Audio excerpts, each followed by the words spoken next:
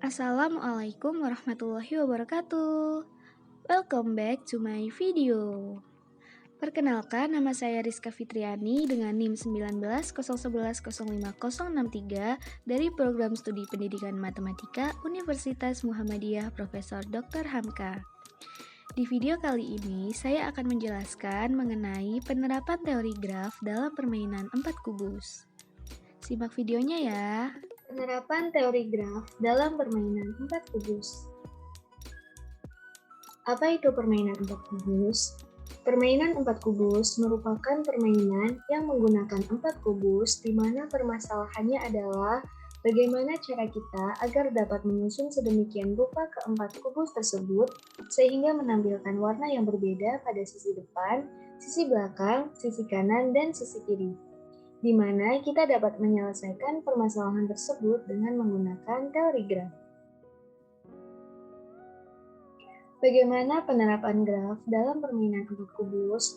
Terdapat 4 buah kubus dan 4 warna berbeda yang akan digunakan untuk memberi warna pada setiap luas permukaan kubus.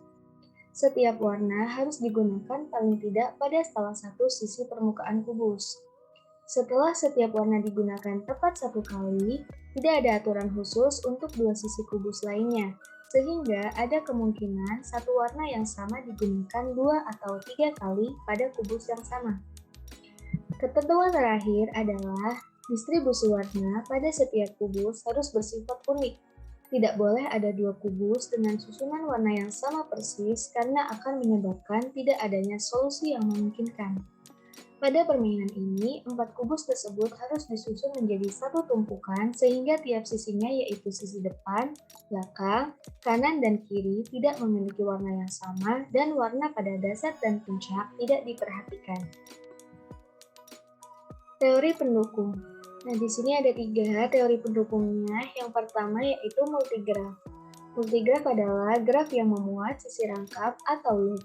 Yang kedua yaitu subgraf. Subgraf adalah graf H merupakan subgraf G jika tiap titik dan tiap sisi graf H juga tiap titik dan tiap sisi graf G. Yang ketiga yaitu circle. Circle yaitu jalan tertutup dengan sisi tidak berulang. Selanjutnya yaitu langkah-langkah penyelesaian. Nah, yang pertama yaitu buat kerangka dari setiap kubus. Langkah yang kedua yaitu buat graf dari setiap kerangka kubus. Langkah yang ketiga yaitu buat multigraf dari langkah sebelumnya, dan langkah yang terakhir adalah cari subgraf yang memenuhi 3 syarat. Nah, 3 syarat itu antara lain yang pertama yaitu setiap subgraf memuat tepat satu sisi dari graf setiap kubus. Syarat yang kedua yaitu setiap subgraf tidak memiliki sisi yang sama. Dan syarat yang ketiga yaitu setiap titik insiden dengan 2 sisi.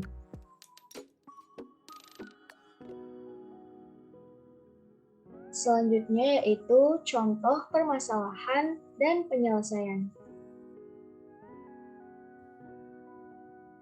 Nah, sebelumnya terdapat beberapa kemungkinan dalam permainan 4 kubus.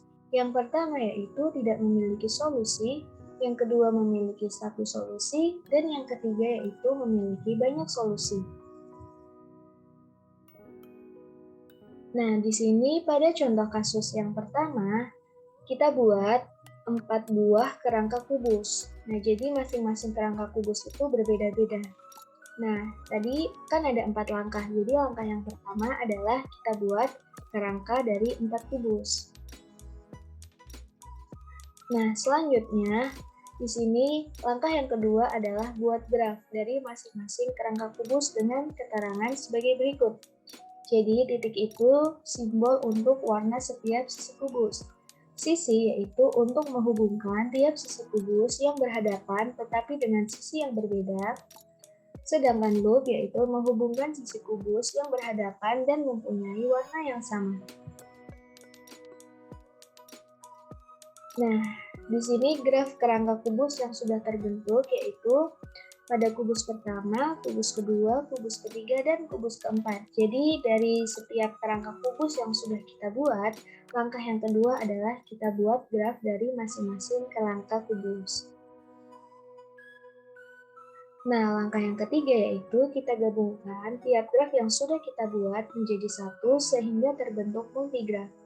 Jadi, dari masing-masing graf yang sudah kita buat sebelumnya, kita gabungkan supaya membentuk multigraf.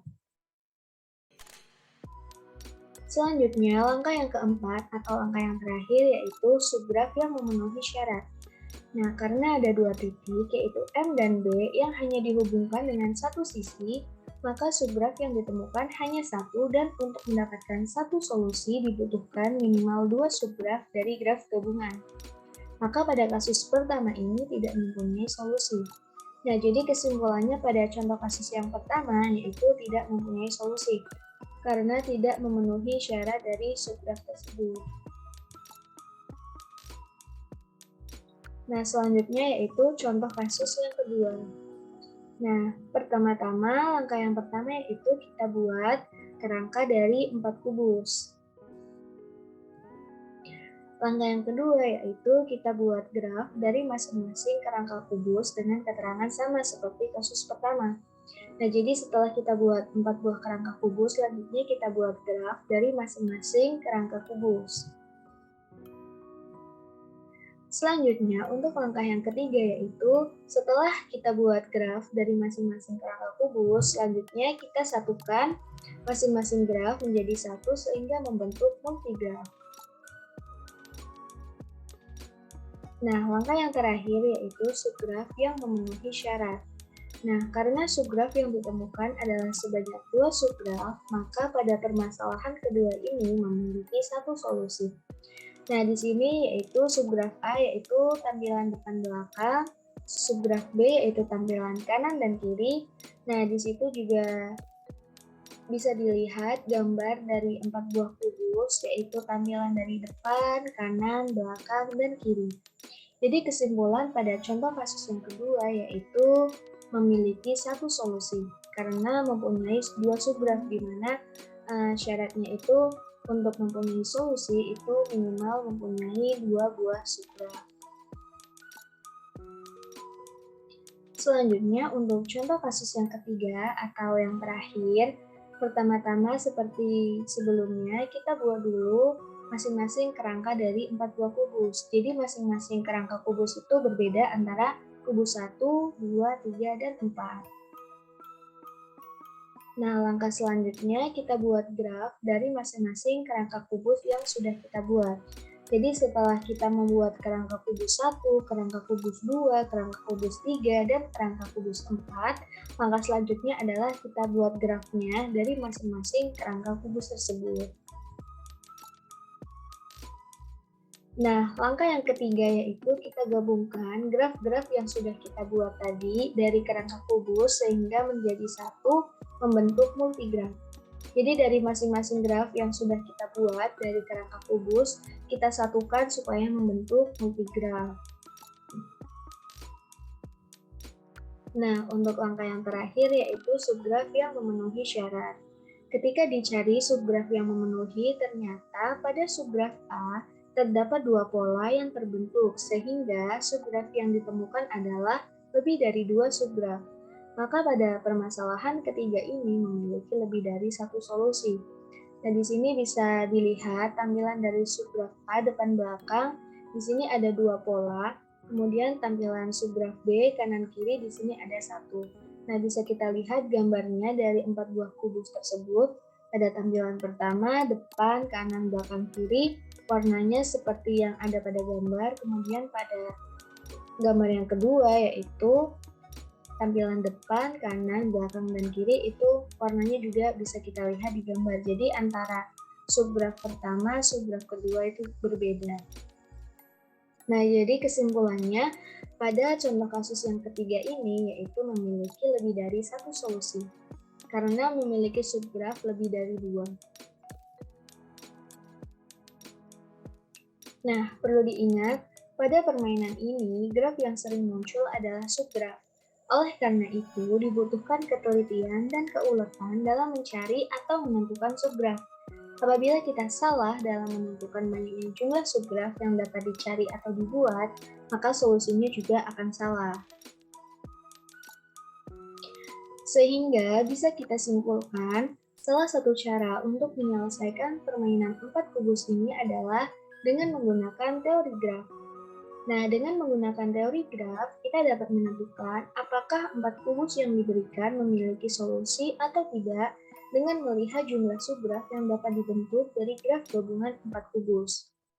Jika subgraf yang terbentuk berjumlah kurang dari 2, maka empat kubus tersebut tidak memiliki solusi. Nah, ini contoh pada kasus yang pertama. Selanjutnya, jika subgraf yang terbentuk berjumlah tepat 2, maka empat kubus tersebut memiliki tepat satu solusi. Nah, ini bisa kita lihat pada contoh kasus yang kedua. Selanjutnya, jika subgraf yang terbentuk berjumlah lebih dari 2, maka empat kubus tersebut memiliki lebih dari satu solusi. Nah, bisa kita lihat tadi pada contoh kasus yang ketiga.